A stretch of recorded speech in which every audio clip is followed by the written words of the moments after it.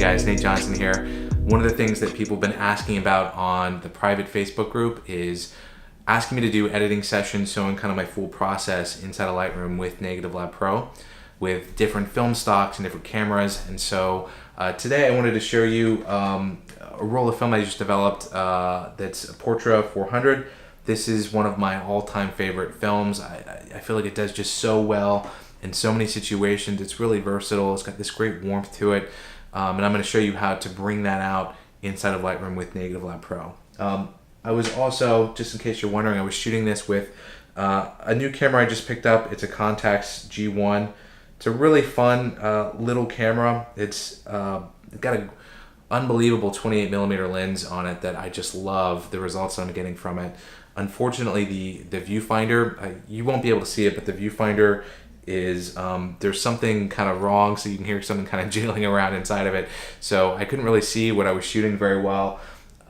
So I had to order a new one. But in any case, I want to show you some of the shots that I took this weekend and how I edit them inside of Negative Lab Pro. So let's jump into Lightroom and take a look.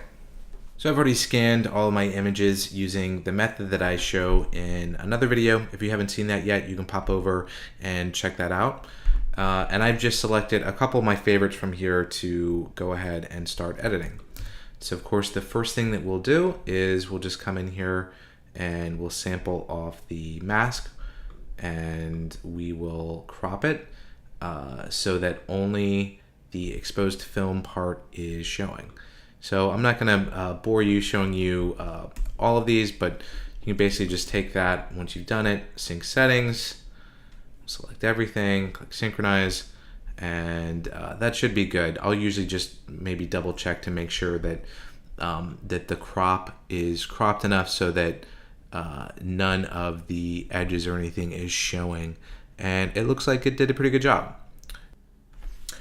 All right, we're ready to go with this one, so we'll call up Negative Lab. You can see that it's applied the Negative Lab profile here, since this is a raw image. Let's see, I've got my color model on Frontier, my pre-saturation at 3. So we'll start off with that and see what we get.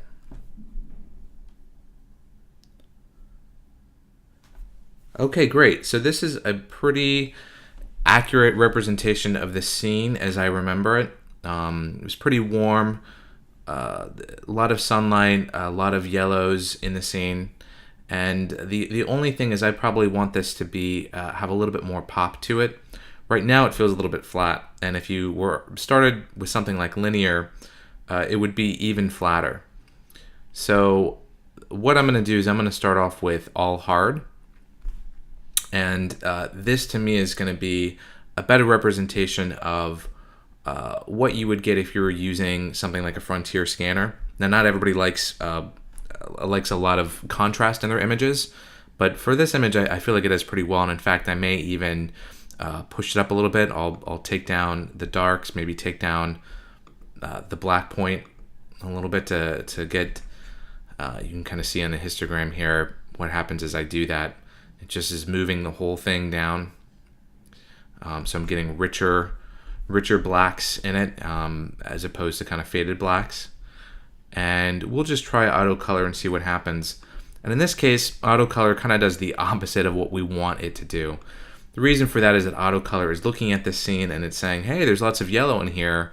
Maybe we should add some blue. But when we do that, we're actually taking away some of the color characteristics that we like about it. So again, I'm going to come down here and just start editing in the color balance section to try to enhance some of the colors that I want to bring out of it. So I'm going to start by adding some red. So you can either drag this handle, or I like to just click in here and I can start mousing down to move the slider towards the red side. And as we do that, you can see that it's really bringing out some of the golden hues in this scene. And to me is getting closer to what I want to capture about this scene, and enhances it. I'll just do the same with yellow. I'll add a little bit more yellow. You don't want to go too much. You know, you can end up with this very fake looking image, so I'll probably end up going somewhere around here. I should point out too, you may have noticed that when I am using the up and down, it's actually incrementing in half-step increments. You can actually put in whatever you want. You can put in decimal points here if you want. If you wanted to make this negative 2.25 or negative 2.275, you can put in whatever you want here. The limiting factor in terms of the resolution of these is going to be the tone curves themselves. So this grid is kind of limited in its resolution, and so as I do this, it may not always be actually causing enough change in the calculations to actually reflect it inside of the limitations of the grid here. But it's good nonetheless to be able to increment in half steps, and that's usually what I do, just to see if there's kind of any little in between areas where it's better. Okay, let me come in and do the same thing and just see if it helps if I take the highs, which are going to be the brightest areas of the image. So we'll just zoom in here. If you see areas here where it's very bright, where the sun is shining and it's reflecting directly, I didn't have any kind of polarizing filter or anything that which would probably have made this scene look a little bit better. But I can come in here and I'll pull up Negative Lab, go to highs, and I'll do the same thing. I'll add a little bit of yellow and then maybe a little bit of red. Yellow plus red equals orange. So this is essentially making the brightest thing in the image actually have a tiny bit of an orange tint to it. So I think that this right now is looking really, really good. If we wanted to look at where we started, whoops, I can just make a virtual copy hitting Command apostrophe, bring up Negative Lab here, and then just reset everything and go back to standard. So this is where we started off, and this is where we ended up. And we may have overdone it just a tad, but this really brings out the warmth and the beautiful colors of this image. So this should be an interesting one. There's a lot of different green tones in this image, so I'll be interested to see how this does. Okay, and that is actually looking pretty awesome. I thought this was an interesting shot when I took it, just because of the sun coming through and kind of illuminating the leaves in this whatever kind of plant this is. Added a lot of warmth to it, so there was a very noticeable distinction between the warm yellows and the cooler yellows. So I wanted to bring that out here. And so let's just see. I'm guessing if I add auto color here, because this is a very much a single color scene, auto color is going to kind of work against that and try to add the opposite of that. So because there's a lot of green in here, when I hit auto color, it's going to try to add a lot of red. And it does that, and actually, like it actually isn't bad. This is actually kind of what we would expect a lab scanner to do, because it would kind of make the same calculations about the scene and figure, oh, okay, there's a green tint to it, so I need to add some red. But I kind of like, I don't know, I think that may be a little bit strong. So I'm going to come in to the amount, and I'm just going to lower that to about 50%. Okay, and I also think that I can probably get away with adding some contrast here. So I'm just going to scoot this over so I can watch my histogram. The first thing I'm going to do is I'm going to pull down this black point, because in the standard profile, much like a lab scanner, it's actually going to leave a little bit of room here to make sure it's not clipping any of the blacks. And so you end up with these tonal blacks instead of pure black. But I actually want to bring this black down a little bit here. So let's just take that down, and as we do, we can see the histogram moving, and we can see that updating here in our image. Okay. And the white, I feel like I may have just a tiny bit of space here. Basically, I watch this point. It's a really useful thing to do, because it'll actually show you when something starts to clip and which color channel is clipping first. So let's just watch that again. You can see as I push this up from 0 to 1, nothing happens. As I go from 1 to 2, this turns blue, which means my blue channel has clipped. And as I go up from 2 to 3, it turns white, which basically means all 3 channels have clipped. So I'll just keep this. I'll just keep this back there, and maybe instead add a little bit of lights to it to brighten it up, and add a little bit of contrast that way. Okay. And some of these are, I mean, this is very subjective. Does it need to have more contrast? I kind of like having a lot of contrast in these images. I feel like that's a lot of what I associate with, you know, the quote unquote film look. But it's really up to you. Okay, and I just may come in here and see what happens if I add a little bit of yellow. I feel like the image is maybe a tiny bit on the blue side. Okay, and that's feeling better to me. I really want you to be able to see the difference of the sun shining through and illuminating this a little bit of translucent leaf right here. So let me just try adding a little bit of red. I do this, you may have noticed I do this a lot. I add yellow and then I add red. Yellow plus red equals orange. And I do like my images a little bit on the orange side, but that's very subjective. Now what I can also do here is I can come into the highs, and if I want to keep the shadows the way that they are, which is kind of neutral, but let's say that I want this portion over here to be warmer, to feel more like golden sunshine, as opposed to just pure white space coming through. To do that, I just select highs in the color balance section, and I'll just pull yellow over a little bit. Okay, so did you see the difference there? This is before, that's after watching this space over there, and I really, really like that. This to me feels like I remember that scene. I may come in here and just play around with the shadows. If I wanted to, I could add some green to the shadows, and that would just kind of make the green of the image even more prominent, because it would go all the way down into the shadows. Or if I wanted, I could actually do the opposite and add a little magenta. And this makes it, adding magenta to the shadows actually makes it feel a little bit aged. And I actually kind of like just a tiny bit of magenta in the shadows there. So we're going to leave it at this. I think that's really nice. And just to show you where we started off, let me just reset this and turn this off.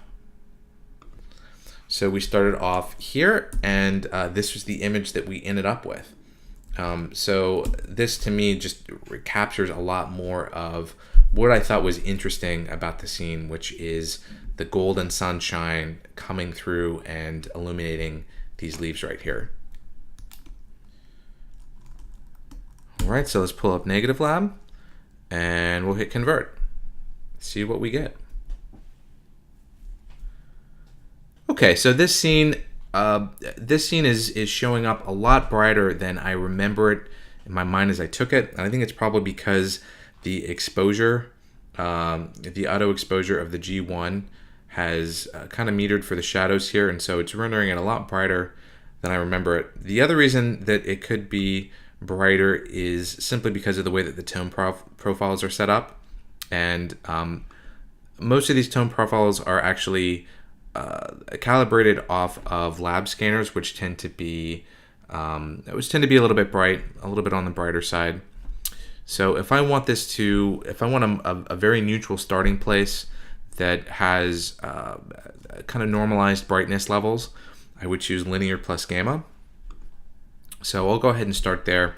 And already this feels much more similar to how I recall the scene in my mind. It still may be a little bit bright, so I can take down the darks a little bit here, and push up the lights maybe a little bit.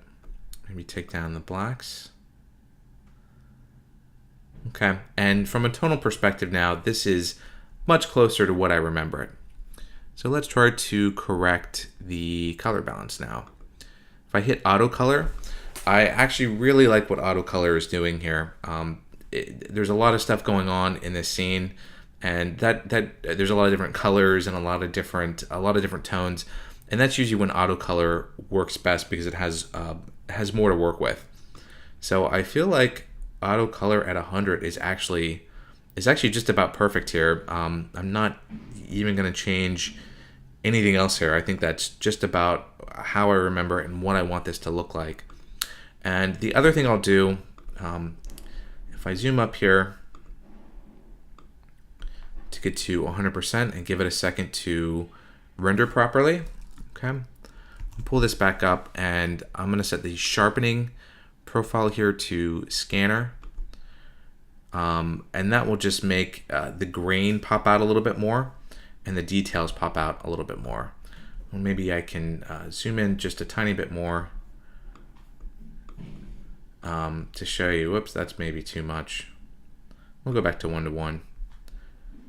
See, at 1:1 you can now see a little bit of the grain.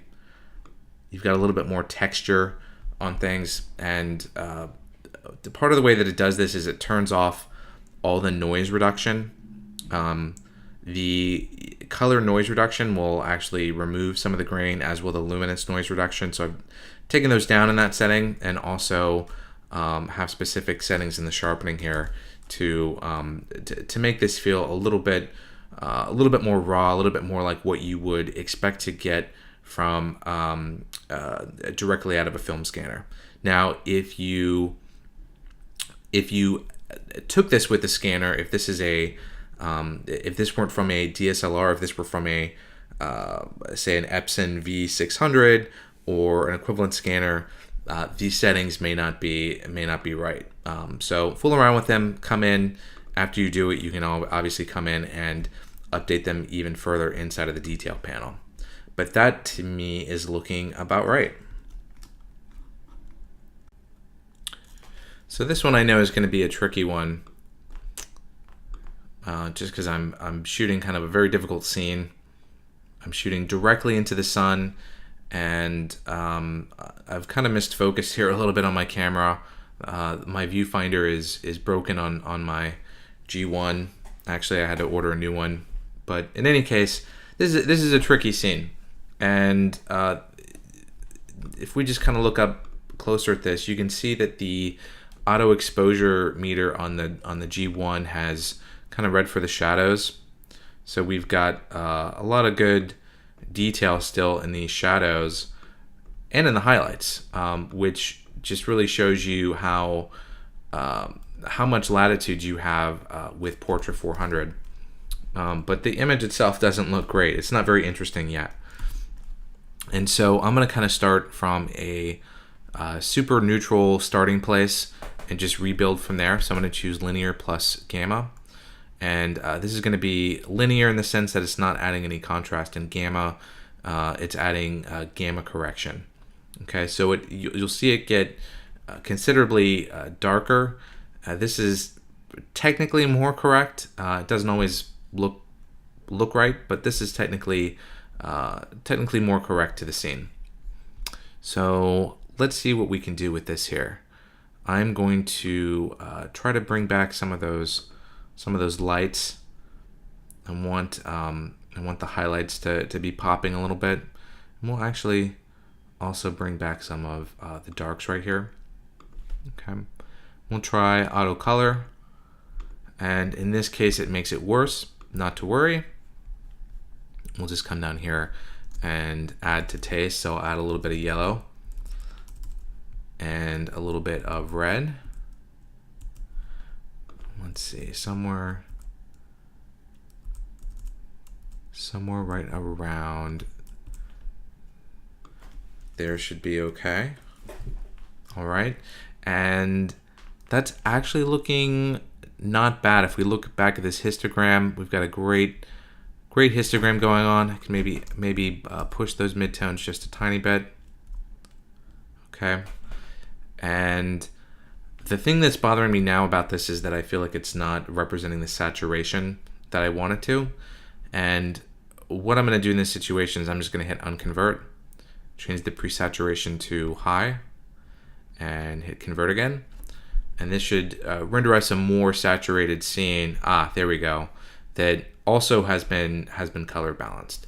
So just to show you the difference, if I were to make a virtual copy and come in with a pre-saturation of 3, I could do that and then come in and try to add saturation here. And that actually doesn't look bad either, but it's very easy to kind of overdo it. And as I'm doing it, you're also seeing like pretty big swing in the color balance.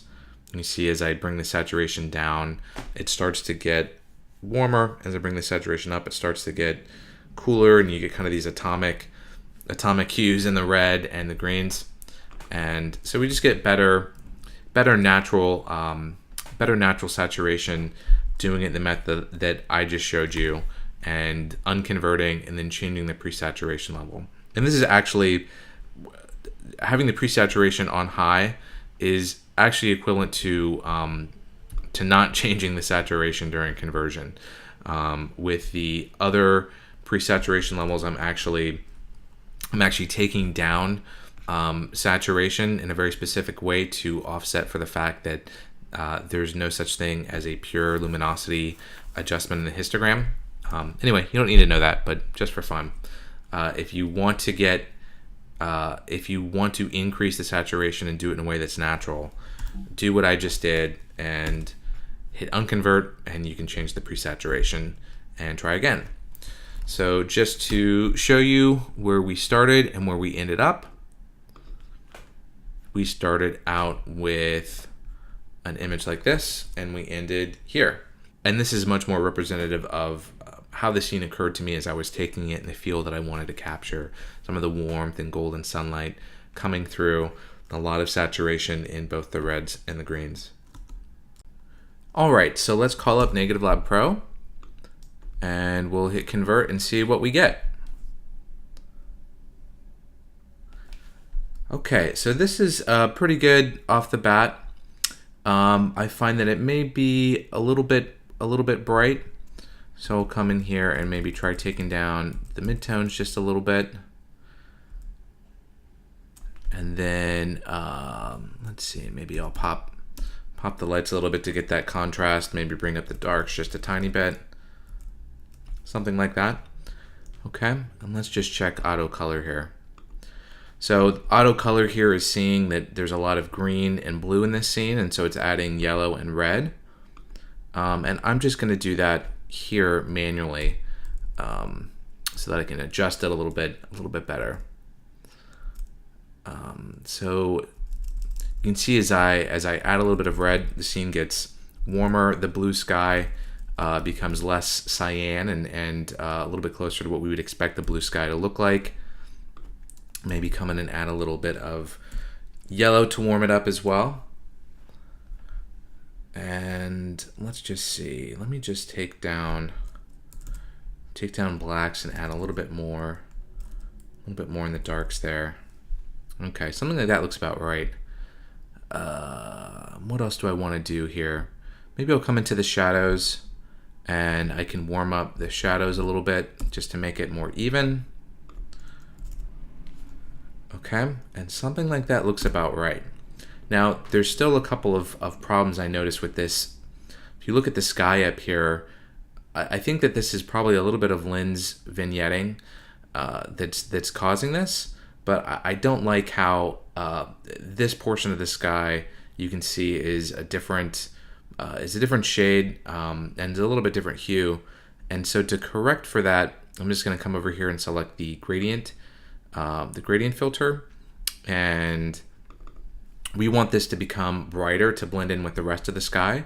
So because we're still working on the negative, remember we're working on this, so to make this brighter we actually need to decrease the exposure in the negative. So we'll try about minus 0.4, and we can see as we pull this over that it blends in really nicely. It feels to me to be a little bit more natural and even, and that should be about right. Now you can also see that there's I think that maybe my lens was a little bit dirty, so I'm just going to go in And I find that I use this tool a lot, and this is a really useful tool, this healing brush. A lot of people have told me that they go into Photoshop to try to take out these spots. I find that this brush works really well inside of here, so I'm gonna use this in a lot of different places. Let's see if there's any more. I think that probably looks about right. But you can go in, and if you see, this is a pretty clean negative here, but if you find that you have a lot of dust or dirt, this is an incredibly useful tool, and I'll continue to show you how I use the healing brush tool. So I think that that's probably about where this photo will end up.